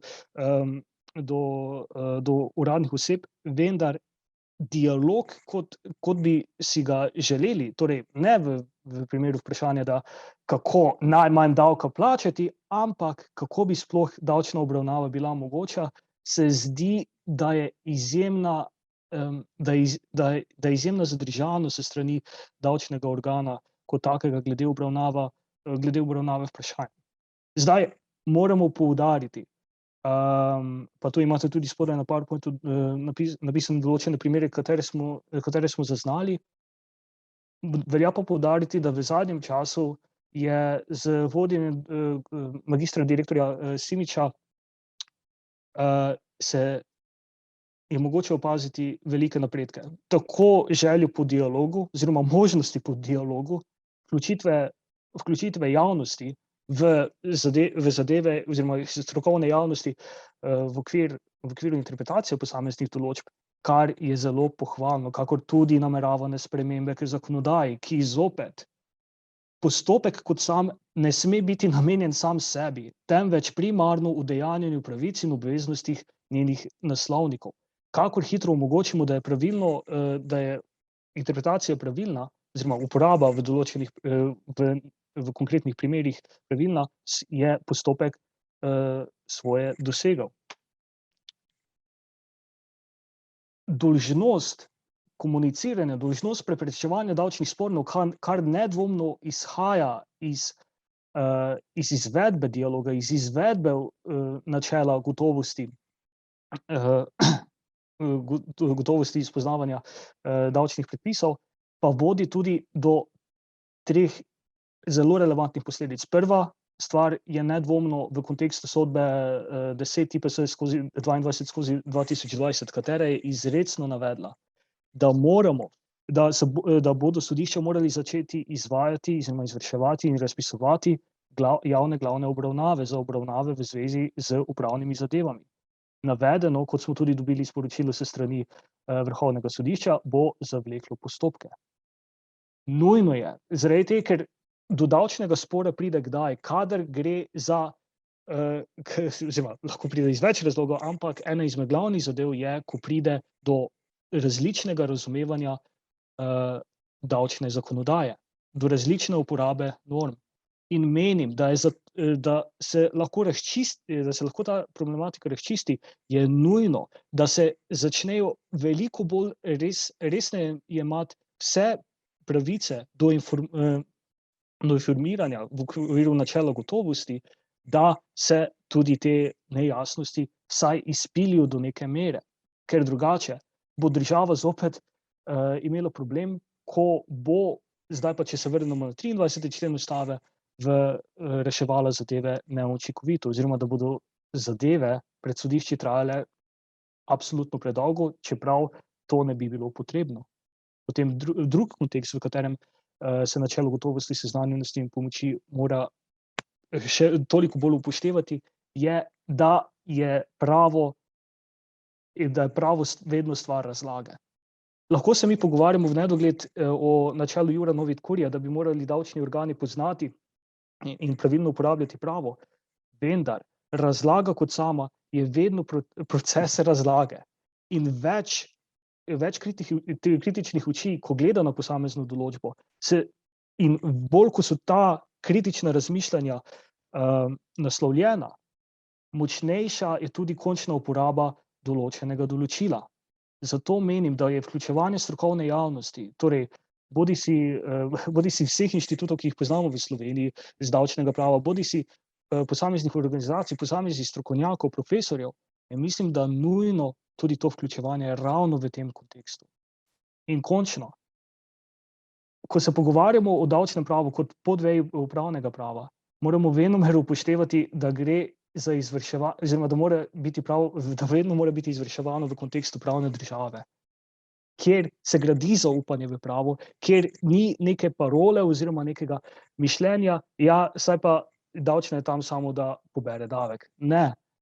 To zaupanje v sistem, da se bodo pravila pravilno uporabljala, da bodo davčni zavezanci lahko prišli do informacij, katere iščejo, je nujna v davčnih postopkih, predvsem iz tega vidika tako zaupanje, kakor tudi ne nazadnje, kot je tudi direktor magister Simič omenil, privabljanje čim več davčnih zavezancev, privabljanje investicij. Bolj, ko bo se vedelo, kako točno bomo lahko obravnavali določeno problematiko, določeno vprašanje, ko bo odgovor tako, ne pa da čakamo po ne vem kako dolgo časa, seveda za določene informacije, v vmesnem času pa se seveda posel mora izvesti, je mislim, da kontraproduktivno ravno namenu privabljanja več davčnih zavezancev.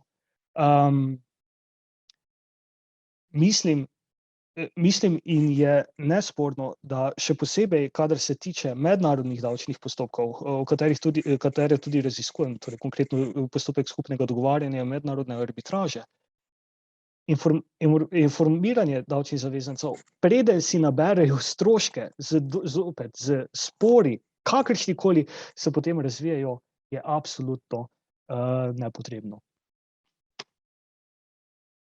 Torej, če se vrnemo, učinkovitost davčnega postopka se lahko izboljšuje na več ravnih. Lahko se izboljšuje na ravni materialnega predpisa, lahko se izboljšuje na ravni postopkovnega, organizacijskega, pravilne uporabe materialnega prava, ali pa na koncu tudi tega čistega izvedbenega vidika načela učinkovitosti.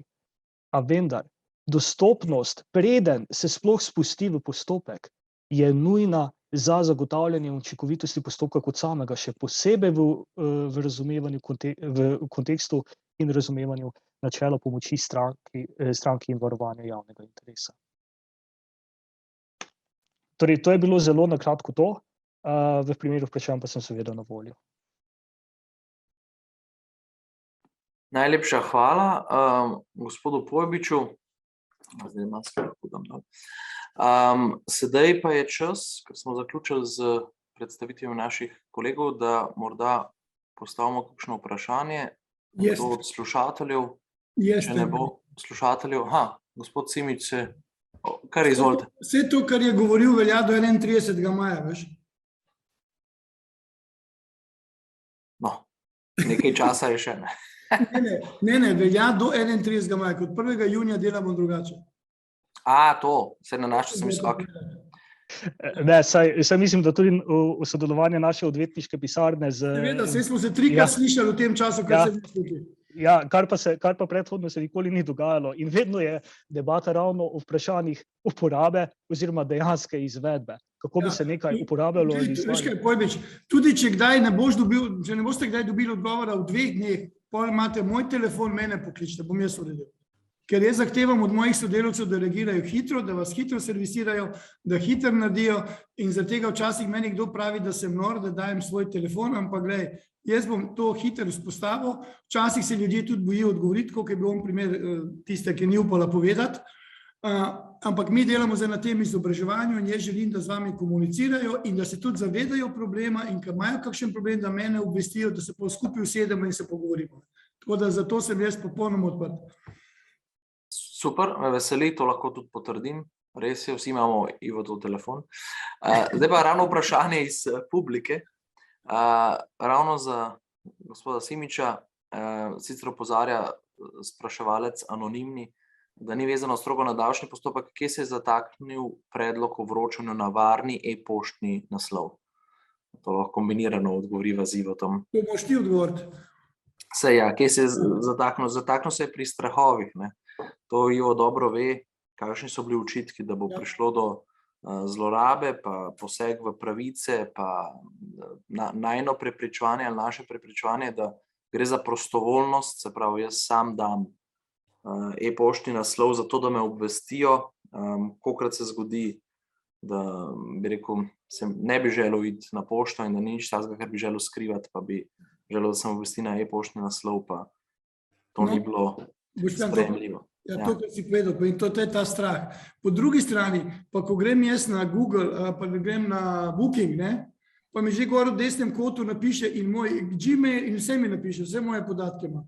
To jaz ne razumem ljudi, to je nasprotovanje, samo da je nasprotovanje. Torej, mi, ki delamo na temo in Boštjan in vsi, mi točno vemo, kako se da to hitro narediti, kako je to vse, ampak ljudje, če samo vem to, pooblaščenka je imela pripombo na to, če mi želimo dati naš elektronski naslov in pošto in telefonsko številko v bazo, bom rekel, registra prebivalstva. Je imela pripombe, da se to ne sme, ampak če jaz hočem, me ne more noben ustaviti. In to je tisto, kar je pri nas v Sloveniji, da kar hočeš, vsi govorijo o digitalizaciji, vsi bi digitalizirali, samo ne bi pa, da se to ne dogaja pri njih, ampak pri komu drugim. Tako da... Ja, tukaj, če smem analogijo potegniti, podobno je bilo z elektronskimi plačilnimi listami. Ja, kje bom pa potem to imel? Ja, lejte, jaz ne vem, koliko je ljudi, ki res vse to hrani fizično, kakšni gotovo, ampak lejte, si bo tisti en sprintov, ni pa potrebe po vseh zaposlenih, ki pakirajo, dostavljajo, pa še kaj drugega. Zdaj, eno nadaljno vprašanje. Kaj pa, če bi država generirala maile državljanom? Potem to ne bi bil osebni podatek. Zdaj, osebni podatek je, kjerkoli podatek ga lahko povežeš s točno konkretno osebo. Tako da jaz mislim, da v tistem trenutku bi to postal osebni podatek. Ker tudi EMŠO generira država, pa je osebni podatek. Ali pa recimo davčna, ne EMŠO, ki vključuje datum rojstva, ampak davčna številka povezavi z imenom je tudi osebni podatek. In če bi bil mail ime.priimek, pa še nekaj zraven, ker imamo ljudi z istim imenom in priimkom, jaz mislim, da bi bil to že osebni podatek. Ampak glejte, ne me zdaj držati za besedo, to je samo tako razmišljanje. Ampak še eno vprašanje, preden pride iz publike, za gospoda Simiča, ki je ravno ogret. Kdaj pa vi po vaši oceni v Sloveniji lahko začeli s pripravo celovitejše davčne reforme? Ker zdaj, bi rekel, se popravlja krpa, kaj pa celovitejša? Kdaj mislite, da bi bilo to možno? Ja, mi smo celovito reformo delali takrat leta 2006, torej 2005 smo delali samo spremembe, 2006 je bila pol celovita reforma, ko smo dobili nov zakon o davčnem postopku, dvojko, DDPO dvojko, dohodnino dvojko. Samo odločiti se je treba. Torej, odločiti se je treba in pa normalno vključiti vse, tudi zunanje strokovnjake, tako kot je takrat Bajuk leta 2006 vključil in podjetnike, in svetovalce, in bom rekel, teoretike in tako naprej. Odločiti se je treba in potem zakonodajo pripraviti in zakonodajo iti naprej. Normalno tudi ljudem razložiti, kaj ta zakonodaja pomeni in predvsem želim, da se kritiki ne ukvarjajo s tem, koliko bo izpada prihodkov davčnih. Nekaj jih bo zmeraj, če delaš neko bolj prijazno zakonodajo, ampak treba gledati naprej, da boš mogoče bil več zavezancev, da bo več plačil in tako naprej. Veš, pri nas je to vse tako narejeno, čim narediš nekaj nit, bo pa izpad. In potem se nehamo pogovarjati, ker to potem zagrabijo medijev, zagrabi ljudstvo in pol je konec. A pa je po tvojem, vašem mnenju, trenutna organiziranost finančne uprave, torej 16 finančnih uradov, optimalna, bi bilo smiselno tukaj ga spremeniti? Pa pod vprašanje, a rabimo finančno policijo pri nas? Torej, če greva po uradih je za mene zdaj v redu, lahko bi delali kakšno združevanje, ampak s tem, kaj pridobiš samo, da združiš 3 urade v enega, ostanejo v istih lokacijah, ne. Tako da s temi 16 uradi, ki jih ima 15 uradov, ki jih imamo, jaz ne vidim nobenih težav. Res, da jih je pa težko primerjati po njihovih prihodkih in učinkovitosti, ampak to imamo pač drugačne ukrepe. Finančno policijo, pa to smo tudi imeli včeraj na okrogli mizi, ki ste vi, ki ste bila skupaj, Ne, jaz finančne policije mislim, da ne rabimo, zaradi tega, ker imamo in policijo in davčno upravo in kaj ta nov organ, finančna policija bi pobrala najboljše iz policije in najboljše iz finančne uprave. In mislim, da mi predvsem bi morali torej že tako skupaj sodelujemo in na kakšnih projektih delamo skupaj, tako da neke vrste, če rečemo finančna policija, ampak ne, so pa te naše mobilne enote, ki jih vidite po cesti z avtomobili in tako naprej, ki preverjajo, bom rekel, tovorna vozila in vse ostalo. Ja, hvala in tukaj še enkrat pohvala kolegom s Fursa, tudi mobilnim enotam, ki so bili zelo angažirani tudi v tem anti-covid boju in so še. Isti slušatelj, anonimni, je vprašal, država lahko EMŠO uporablja za svoje potrebe, torej bi lahko državne maile pod narekovaji uporabljala za vročanje kot pomislek. Zdaj, mi smo že omogočili torej varne elektronske predale vsem državljanom. Se v končni fazi to, kar od Fursa dobite na svoj e-davek, na svoj portal, to je že vročanje. Ne? Težava je druge, težava je, ne, ali mi to lahko izvedemo in dostavimo nekam pač v tak predal. Težava je v tem, ali bo to dovolj in ali samo to, ker potem ljudje vsem rekel vztrajajo na fizični vročitvi in imamo težavo za tisti, ki pa ne nočemo fizično vročitev. Jaz na pošto praktično moram priti. V sobotah so zaprte, kdaj ne pridem. Tako da čakam tiste 3 tedne, da se znajde oziroma 2 tedne, da se znajde v nabiralniku. If I may, I would also like to give a question to Mr. Valefoco. Often it's said that if you implement voluntary tax disclosures, it brings or attracts dirty money from abroad to country, for instance, Italy. What is your opinion about that? Mr. Valefoco.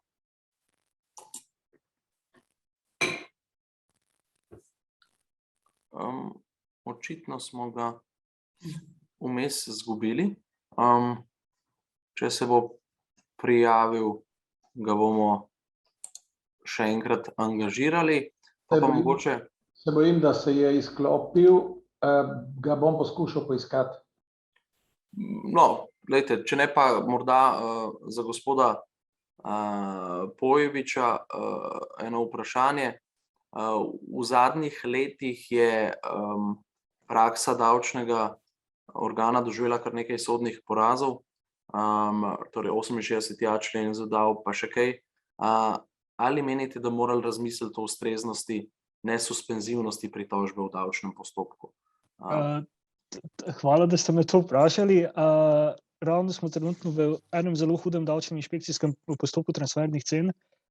Zneski so enormni in seveda, oziroma znesek, ki bo odmerjen na podlagi zapisnika, če bo se zapisnik obdržal, bo enormen.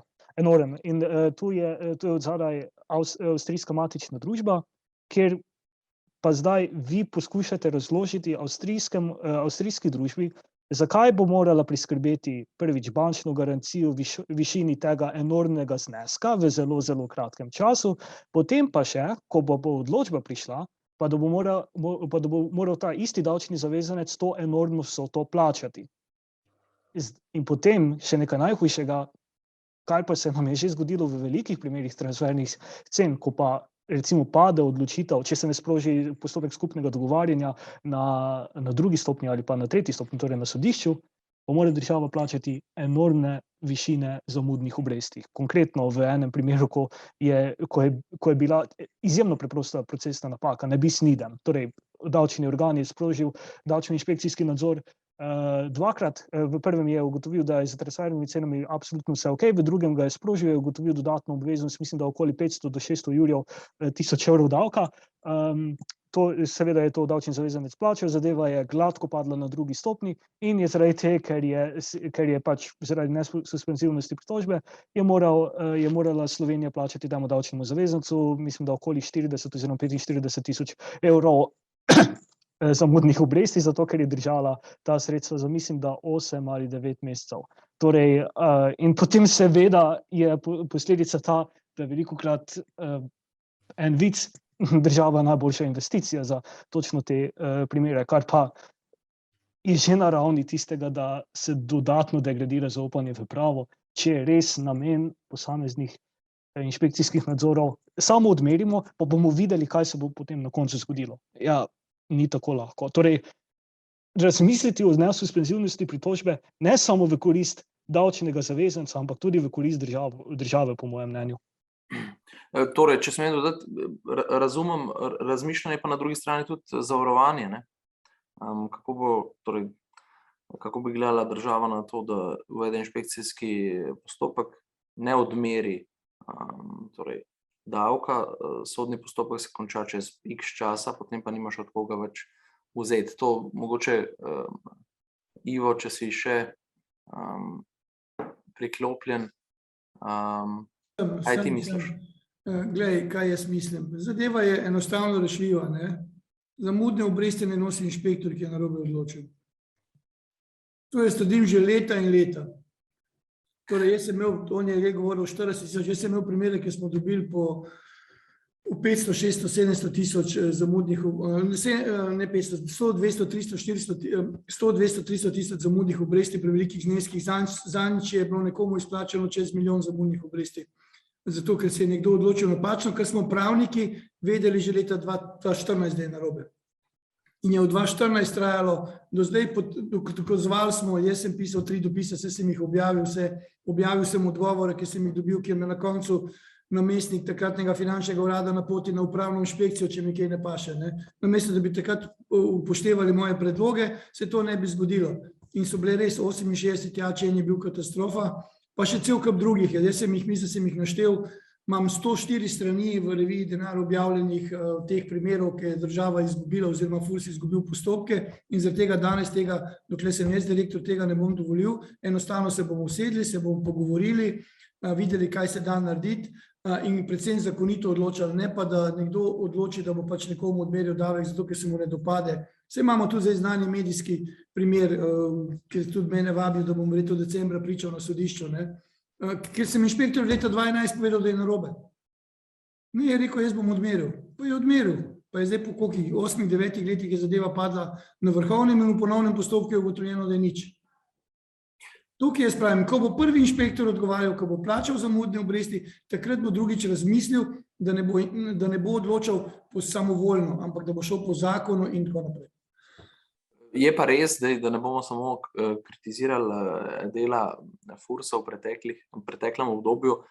Podatki kažejo, da delež vloženih pravnih sredstev zoper odločitve FURS-a pada, hkrati pa narašča delež za finančno upravo, torej za FURS pozitivnih odločitev in torej organa druge stopnje in sodišč. Zdaj samo vprašanje je, a take trende občutijo tudi davčni zavezanci, oziroma vedno so bolj na udaru takšni primeri, kot jih je zdaj Ivo izpostavil. Ampak zdaj moraš vedeti to, da zdržijo samo tisti, ki so psihološko dovolj močni, ki imajo dovolj denarja, da krijejo vse te stroške.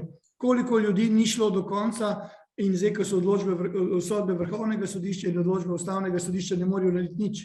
Oni bi želeli, pa ne morejo. Čeprav vem, da sem se pogovarjal z enim ustavnim sodnikom, da je bilo takrat glasovanje 5-4 za to, ali bi tudi lahko ostali bili udeleženi, pa bom rekel, pri tem uspehu. Ampak to je ta težava. Ljudje nimajo, ljudi to tako ubije, da nekateri razmišljajo o samomorih, razpadajo se družine. Jaz sem tu v 30 letih vse doživel. In zaradi tega pravim, da vse dokler bom jaz tukaj, tega ne bom dovolil. Pogovarjal se bom z zavezanci, pogovarjal se bom z inšpektorji izobraževanja, bomo izvedli in tako naprej. In to se ne sme dogajati. Če lahko zelo na kratko še pripomnim, tudi razlog, tudi kar občutimo v naši odvetniški pisarni, je to razlog, zakaj se ne vlagajo pritožbe, ni, da bi se mi strinjali z odločitvami FURS-a na nekaterih primerih, ampak enostavno način vračanja stroškov po 79. členu ZDAP-a, potem po pravilniku in potem po odvetniški tarifi je nažalost tak majhen, pa še posebej za zelo hude zadeve, recimo vprašanje rezidentskega statusa. Gre tu za neocenljive zadeve, za katere je čista stroškovna storitev 200 odvetniških točk. Po domače povedano, če bomo mi pripravljali, pa filozofirali na veliko pa na dolgo, pa branili po najboljših močeh, bo stranka, in to bo stroškov, da se vse preštudira in naredi, bodo stroški velikokrat presegli zgolj tistih 120 oziroma 150 evrov, ki pa bi jih stranka lahko pridobila vrnjenih. Še enkrat ponovi, kaj si hotel povedati? vračilu stroškov, do katere bi stranka bila upravičena v neocenljivih Se povrne zadevah. po odvetniški tarifi. Točno tako. In v tistih primerih v neocenljivih zadevah je odvetniška tarifa 200 točk, kar pomeni po 0,60 je okoli 120 oziroma 110 evrov. To so kakšne manjše vrednosti, ja, to se strinjam. Dobro, vidim, da se nam je, I see Mr. Valefoco is present. I hope we can hear each other. I have a question for you, and thank you for coming back. Namely, often it's said that voluntary tax disclosure, its implementation attracts dirty money into the country. What is your opinion about that?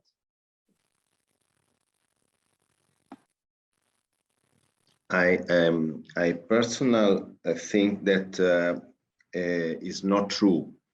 The voluntary disclosure program attracts not dirty money, but try to normalize and regularize the tax that the taxpayer doesn't pay. And not all. My experience, I have done 1,364 application of voluntary disclosure program. I think I was one of the private lawyer that, except the Big Four, have done more than the others. But my personal experience was that not all the people doesn't know very well the regular declaration that they must done. For example, many of these people was parents or was money of grandmother, grandfather. So there are many heritage. There are people that work several years outside of the countries. There are other situation. There are also people that hasn't paid the tax voluntary. Never mind. But it was only tax evasion or tax elusion, not dirty money. For example, in Italy, the voluntary disclosure program was reserved only for the tax crime and not all the tax crime. For example, if you are the company that produce false invoice, like you know, the criminal circuit that produce false invoice, they can't regularize their position. But a company who don't declare the truth or has some problem with the IRS can solve the problem. So for us, and also we solve the problem, the relationship between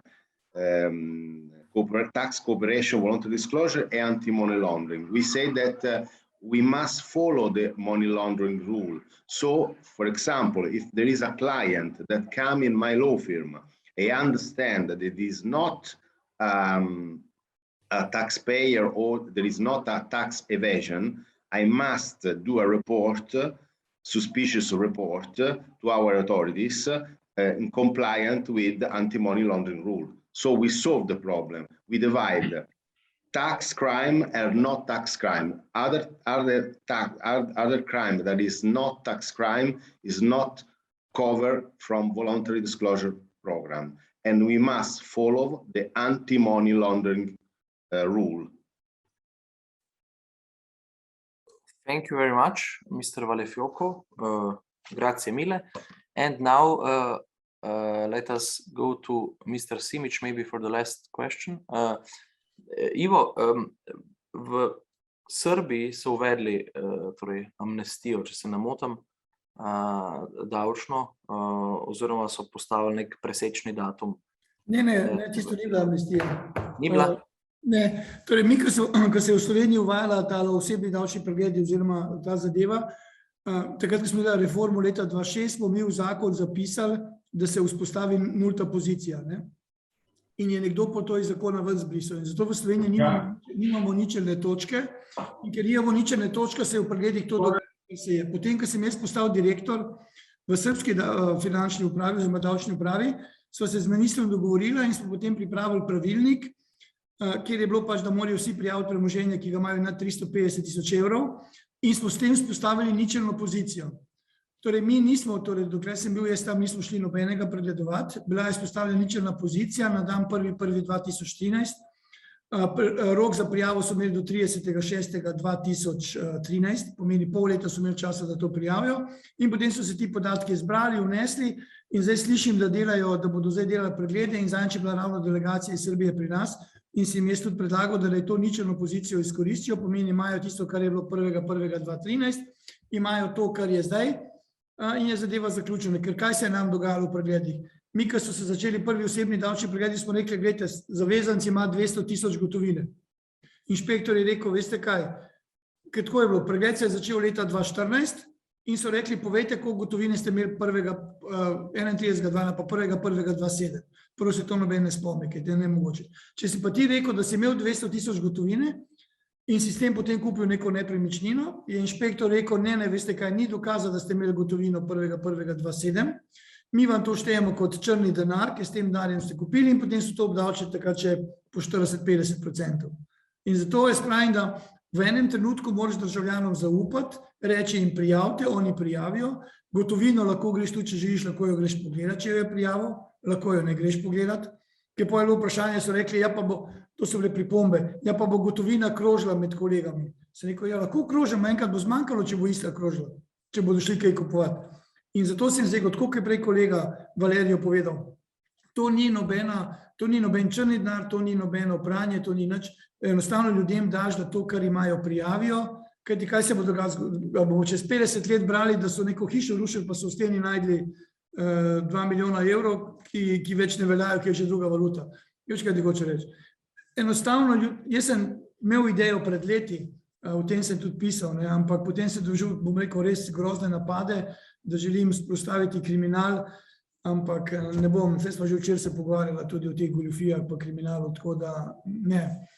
Jaz ne štejem to za kriminal, prijaviti, če imaš, ker tudi ne veš, veste, lahko je tudi, imeli smo primer, da je nekdo, stari oče, ali pa mama, ali pa stari starši so dali denar, ki so imeli celo življenje privarčevali. Ne, Furs tega ni verjel in je obdavčil. Jaz imam teh primerov veliko. Sej v tem smislu sem mislil amnestija, torej, ko postaviš ničelno točko, za vse pred tem se ne sprašuješ, kje in kako dobro, če vidiš, da je drugo kaznovano. Izkušnja iz Srbije, ljudje niso tako veliko prijavljali gotovine, nekaj malega so prijavljali drugače, gre za to, da vidiš, kjero hišo imaš, kaj imaš in tako naprej, ker potem je lažje izračunati ta razkorak med tem, kaj si imel in kaj imaš čez 5 let, pa čez 6 let. Ker je potem samo matematika, ni več tisto prerekanje. Velja, hvala. Zdaj vprašanj iz publike ni več, jaz bi sicer lahko še nadaljeval, ampak so že včeraj, pa še bova. Tako da res najlepša hvala vsem sodelujočim. Thank you to Mr. Valefoko also.